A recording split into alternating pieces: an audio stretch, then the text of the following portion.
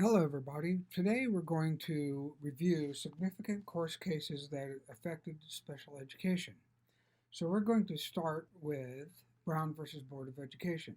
Now, Brown versus Board of Ed is not originally intended to address issues with students with special needs.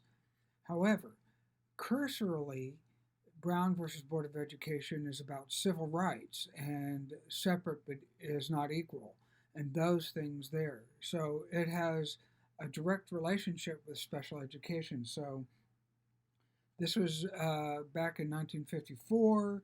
You had the Civil Rights Law of 1965. You had the Elementary Secondary Education Act of 1965. And then you had, for special ed, specifically Section 504 was passed to reflect this issue, and it is an anti-discrimination law, actually 1973, and that it intends that all students with a handicapping condition that affects a major life activity would can be served in school. And so that was the Brown versus Board of Education, kind of created those things along the way. So here we go. It was the 14th Amendment, originally protected African American children, and it's an anti discrimination civil rights law. The next one is Diana versus State Board of Education, a 1970 law. And what happened, there were students in California that were of Hispanic origin, and they spoke Spanish, and California was using a single test to identify the student with a disability, and it was given in English, not in their native language. So there was a lawsuit filed and changed the way we do assessment today. And so that's really important. It corrected a bias in assessment procedures. It addressed students whose primary language was not English, and they must be tested in both their primary language or, if appropriate, then in English. So that's important. Then originally protected a Mexican American and Chinese American, that was Lau versus Nichols, did the same thing, and made proper testing procedures a thing. So we must use more than one test. We must use a culturally fair and culturally free test as much as possible, and in their native language if it's appropriate. Okay, the next one is Pennsylvania Association of Retarded Citizens, or for Retarded Citizens. Love that interchange there. And the Commonwealth of Pennsylvania, 1972 case. Pennsylvania was refusing to let students with intellectual disabilities come to school unless they met that fifth grade mental age standard, our 5-year-old mental age standard, which we know the mental age standard is arbitrary at best, not a very valid assessment, etc. And so this is a zero reject policy of idea came from this right here. So Park, it didn't go to the Supreme Court, and that was, they just agreed upon it. Ruled that schools may not exclude students with mental retardation from school. Ruled a free public education must be available for those students. Mills versus Board of Education for the District of Columbia. This is another case where, let me get my notes.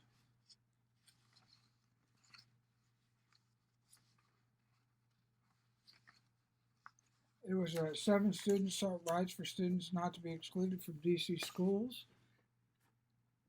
And the school district basically said, we don't have the money to provide services for them, so you're out of luck. Well, when it went to the Supreme Court said you cannot use money as a way to keep students with disabilities out of school. So that was the big part. It established some principles later reflected in the Education for Handicap Act: access to free public education, due process protection, and rights to services, even if schools claim they don't have the money. Schools have to fund the money. The next lawsuit is Oberti versus the Board of Education of Clementon. And here, Raphael Oberti was a student with Down syndrome, and he was attending a half-day general ed and half-day special ed class. Oberti's parents wanted him to be in a non-segregated, full inclusion classroom. So out of this whole lawsuit is the LRE provision came, critical in establishing those inclusive practices. Schools must provide reasonable supports and services to students with disabilities in general education classrooms. Doe versus Withers. This is a very interesting case. Withers was a high school social studies teacher, and he was refusing to follow the accommodation plan of a student in his class. Withers was a very interesting guy. He was a state legislator in West Virginia, and so he kind of knew laws, but so he was just refusing. And his principal and his special ed director and his superintendent all told him to do it, and he said no, he wasn't. And the only real true accommodation that was needing to be done was oral testing. Because oral testing wasn't done, Doe failed his class and then was not allowed to participate in an extracurricular activity. Well, Withers had to go and do his state legislator gig, and they had brought in a sub to take his class while he was gone. The substitute provided the appropriate accommodations, and guess what? Doe was successful. So they had all this fodder to go forward. So the interesting thing, so it went to due process and went all the way to the court system. This is the first special ed court case that was heard in front of a jury rather than a hearing officer. It's also the first court case that money was given to the parents because Withers lost. Withers was held personally responsible for the failure of Doe, and he had to pay compensatory and other damages to the parents. He had to pay out of his pocket because he was actually found personally liable. So the takeaway from this is that if you are a teacher, follow either the IEP or the accommodation plan, whichever one it is.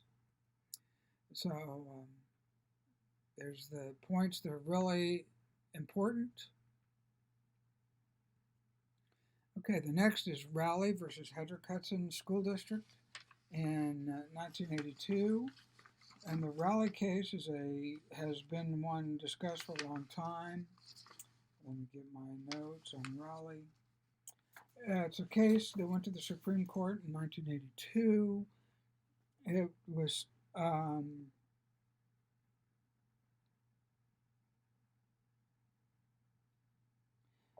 was a case where the young child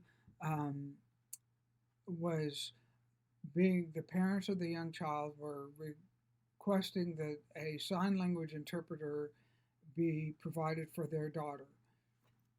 The daughter was an excellent lip reader and was being extremely successful in school. And when the sign language interpreter was there, she refused to use the sign language interpreter. So the school district finally said, we don't need to be providing that. The parents filed due process. The parents lost. The school district said that we have to just provide a education program that has meaningful benefit, and this is where that de minimis whole thing came out of, that we will later see in Andrew F. This is also where you heard the whole thing that The school district does not have to provide a Cadillac program, they just must provide a running Chevy program. So um, that was the standard for many, many years. And here's the information. It created the Rowley decision-making process, the two-part standard, that's now changed because of Andrew F. But we'll get to Andrew F. in just a minute. This next one, Daniel R.R. This is a Texas El Paso case.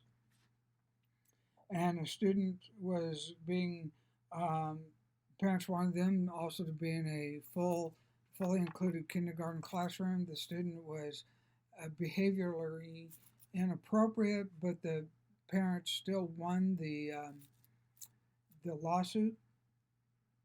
And a whole huge standard of LRE and being able to be educated with non-handicapped peers, and those processes were all put into place by TEA, etc. And it's a LRE issue, so it's very interesting to talk about. The next, so there's this information.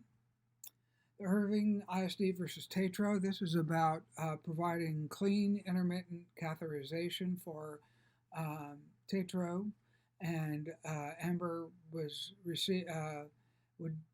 need to have that if she was to attend school. This case went to the Supreme Court, and it differentiated between the medical services and school health services. And clean intermittent catheterization ended up being identified as school health services. And so it doesn't require a physician for it to be performed. It can be performed by a nurse or a layperson, see right there in the notes. So that it was a big case there. Now,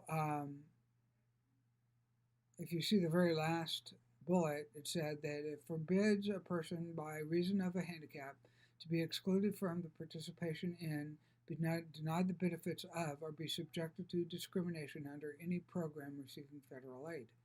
Big deal. But a medical procedure is more like mapping for cochlear implants. That is a medical procedure, whereas clean intermittent catheterization or sectioning or something like that is not. Honing versus Doe is where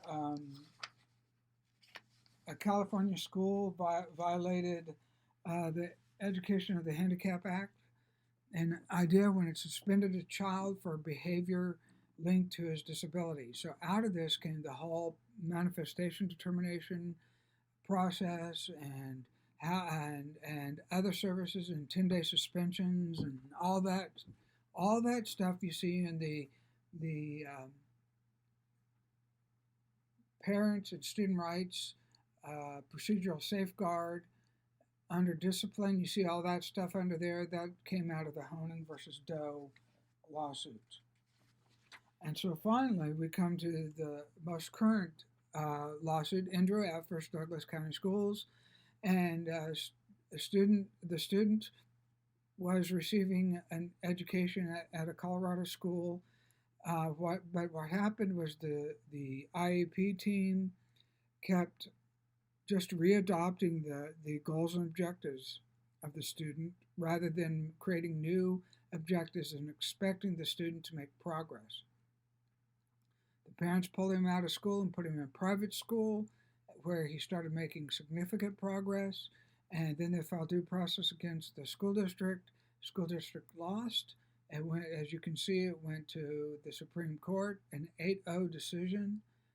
Big change. We no longer have the de minimis standard, but we have the standard that a meaningful education for a child, and it must be reasonably calculated to enable the child to make progress appropriate to his or her circumstances. So it changed the way we do things, and so now then you probably see that in your schools where you currently are.